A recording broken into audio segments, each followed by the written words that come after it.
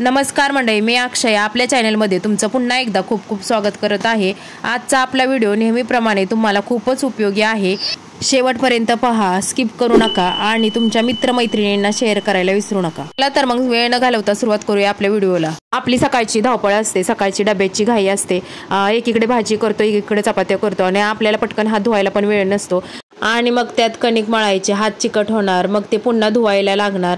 म्हणूनच मग मी एक साधी सोपी स्वच्छ अशी हात न लावता कणिक मळण्याची ट्रिक शोधलेली आहे, तर तुम्हाला मी ती सांगणार आहे। इथं मी मिक्सरचं भांडं घेतलेले आहे आणि इथं पीठ चाळून घेतलेलं आहे। मिक्सरच्या भांड्यात 1 चमचा मीठ टाकलेले आहे।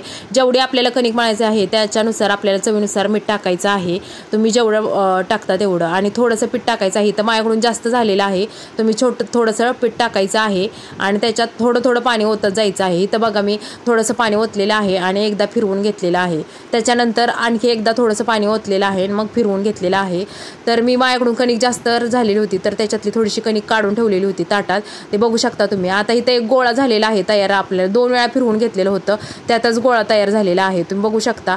मग पटकन अशी कणिक तयार होते आणि आपण हाताने मळतो, चोळायला उशीर लागतो। तर ही ट्रिक एकदम मला छान वाटली, पटकन कणिक मळून होते आणि वेळ पण वाया जात नाही आणि त्याच्यात हात जास्त भरत पण नाहीत। एकदम मऊसूत कणिक मळून तयार होते, जशी आपण चोळून मळून मळतो ना तशीच तयार होते बघा। इथं 2 गोळे मी तयार करून घेतलेले आहेत।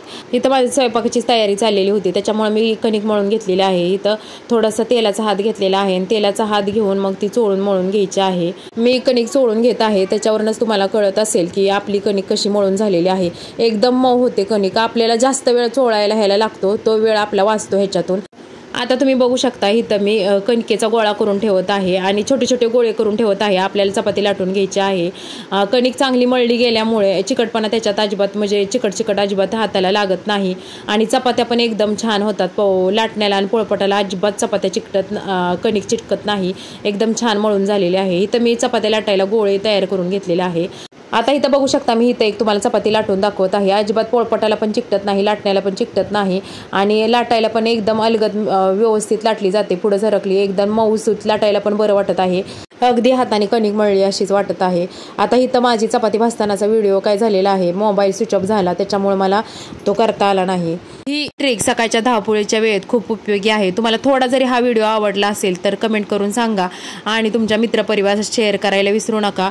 तर मग आपण पुढच्या व्हिडिओकडे वळूयात। आता मी पुढच्या व्हिडिओ दाखवणार आहे तुम्हाला हार्पिकच्या बाटलीचा उपयोग। आता ही हार्पिकची बाटली आपल्या घरात 8 दिवसाला 15 दिवसाला येते आणि आपल्या घरातली साफसफाई झाली की आपले हार्पिक संपलं त्याच्यातलं की मग आपण काय करतो, कचऱ्यात टाकून देतो, कचरा वाढतच जातो। तर तुम्हाला एकदम छान असा ह्याचा उपयोग सांगणार आहे। तुम्ही म्हणाल हा उपयोग आपल्या डोक्यात का नाही आला, तर मग चला सुरुवात करूया। तर इथं मी हार्पिकच्या बाटलीचं वरचं टोपण आहे ते काढून घेत आहे।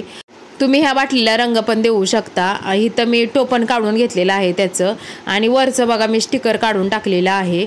आता त्याचा उपयोग काय, आता मी इथे निरम्याचं पॅकेट घेतलेलं आहे। निरम्याचं पॅकेट आपल्याला कट करायचं आहे, भरलेला निरम्याचं पॅकेट आहे आणि तो निरमा आपल्याला हार्पिकच्या बॉटलमध्ये भरून ठेवायचा आहे। आपण निरमा ओतून ठेवण्यासाठी काय वापरतो, बरण्या वापरतो किंवा तसंच पॅकेटमध्ये निरमा ठेवून देतो। पॅकेटमध्ये निरमा ठेवला तर तो ओलसरपणामुळे, आता तर पावसाळ्यामुळे तो निरमा खराब होऊन जातो। तर मी हे हार्पिकच्या बाटलीत ओतून ठेवत आहे आणि दुसरा डब्बा जो आहे तो ह्याला गुंतणार नाही, भरणी कोणतीही गुंतणार नाही हार्पिकच्या बाटलीचा। तर असा आपला हार्पिकच्या बाटलीचा उपयोग होतोय बघा। आणि ह्याच्यातून निरमा ज्यावेळेस काढतो त्यावेळेस व्यवस्थित मापातच निरमा निघतो, जास्त निघत नाही। आणि त्या हार्पिकच्या टोपणाचा उपयोग काय करायचा, आपण निरम्याचं माप घेण्यासाठी करायचा।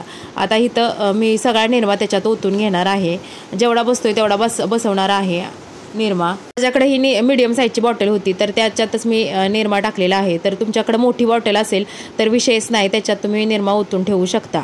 आणि हार्पिकच्या वरच्या बॉटलला थोडीशी बिळ होती, त्याच्यामुळे आतलं टोपण आहे ते मी हाय असंच लावलेलं आहे। तर बघितलं ना, मग आपण ती बाटली फेकणार होतो पण तिचाच असा छान उपयोग होईल आपल्याला वाटलं होतं। निरमा स्वच्छ राहतो, ओतायला पण सोपं आणि जागाही अशा छोट्या छोट्या आयडिया रोजच्या घरकामात खूप उपयोगी पडतात। तुमच्याकडे अशी एखादी ट्रिक असेल तर तुम्ही नक्की कमेंट करून सांगा। तर मग मंडळी, तुम्हाला व्हिडिओ कसा वाटला, व्हिडिओ आवडला का, व्हिडिओ आवडला असल्यास लाईक करा, शेअर करा आणि चॅनलवर नवीन असल्यास सबस्क्राईब करायला विसरू नका। तर चला पुन्हा भेटूया नवीन व्हिडिओत नवीन आयडिया घेऊन, तोपर्यंत हसत राहा, नवीन काहीतरी करत राहा। चला बाय।